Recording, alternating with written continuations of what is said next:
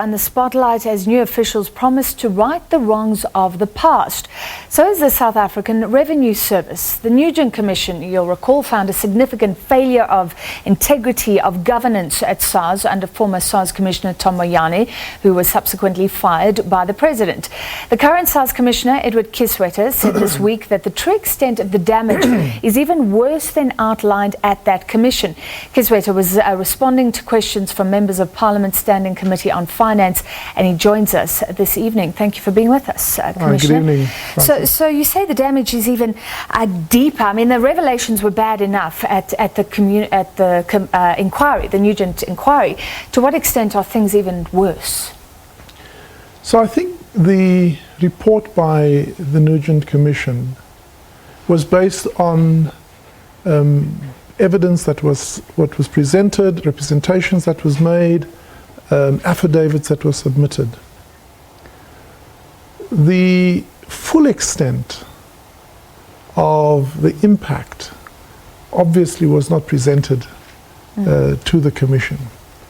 But having visited most of our offices, having met with almost 90% of our staff and having engaged with them and with organized unions, throughout the organization, one gets a fuller sense of the extent of the damage. One hears stories, anecdotes. You look into people's eyes and you see the trauma that they've experienced. They look at you and they say to you, what are you going to do to help us?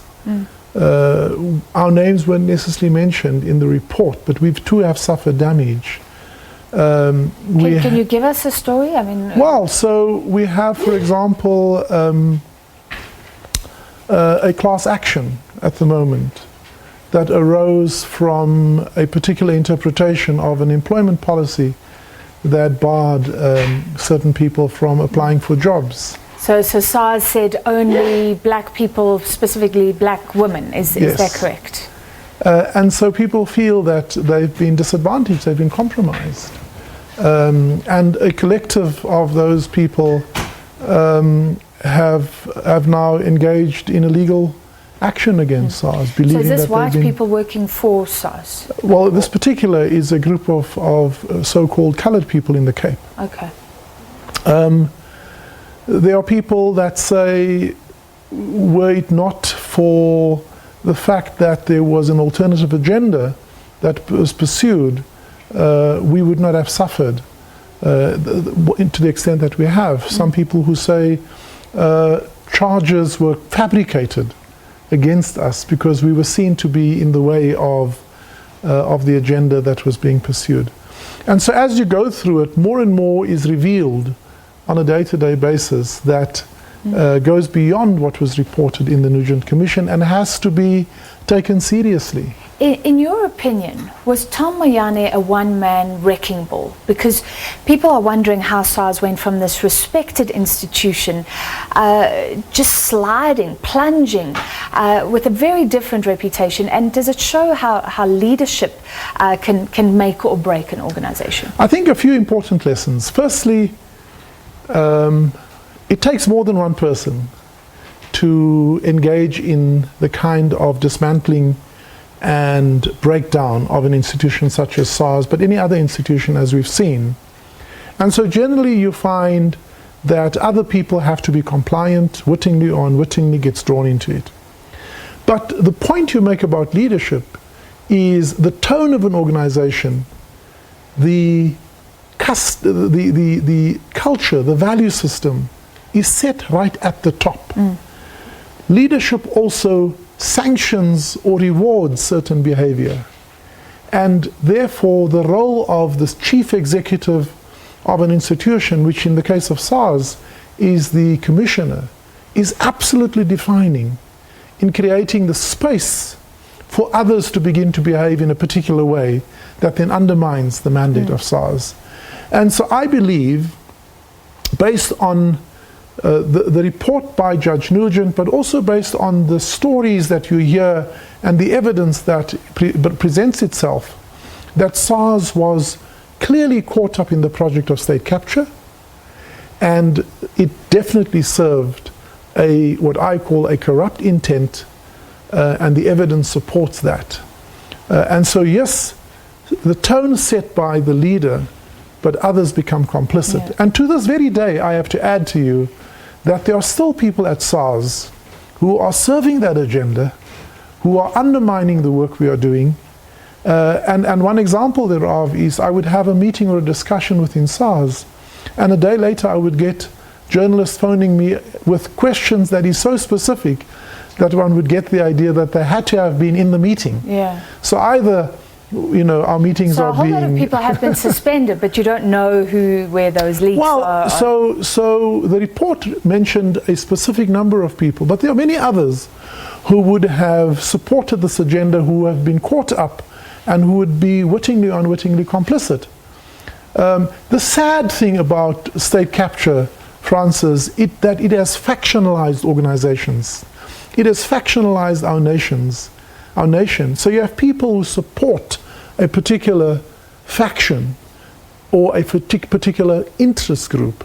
And so, you know, and people can't always explain that. They either support because of some ideological or some emotional bond to a particular leadership personality or leadership style.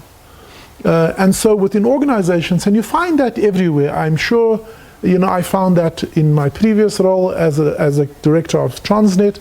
I'm sure Eskom you would find the same. The organizations, sadly, is factionalized, and people continue to support that agenda. Yeah. And so right now in SARS, it is still difficult to work out who can you trust, who is supporting the work of rebuilding SARS, and who continues to undermine it. So explain something to me. So the one thing you did try and do was implement the recommendations of the Nugent inquiry, even look at what came out at Zondo. We heard recently that 2 people had left. Luther Labello, his name came up frequently, and also the head of IT, Mamate Makuna, I think that's how you pronounce her name, and we know her because she asked my colleague Sakina Kamwenda there to protect her from herself. But they resigned, so it seems all nice and they can leave. But what about the issue of redress if these are people involved in wrongdoing? So I think firstly, the primary objective of the performance review that I conducted as the incoming commissioner was on the basis of what was presented in the report and other discoveries that I may have made, to make an assessment to their suitability to serve at the level of senior executives within the organization.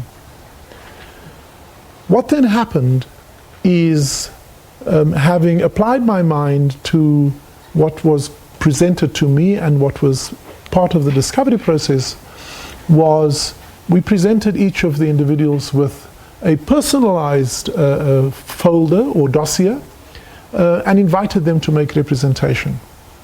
Now remember, my initial involvement was purely to evaluate the relationship between the employer and an employee.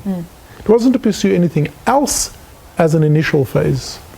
In that regard, if it is the conclusion that an individual, for any reason, is no longer their continued employment in the organization neither serves the interests of the best interests of the organization, then the best outcome is to separate.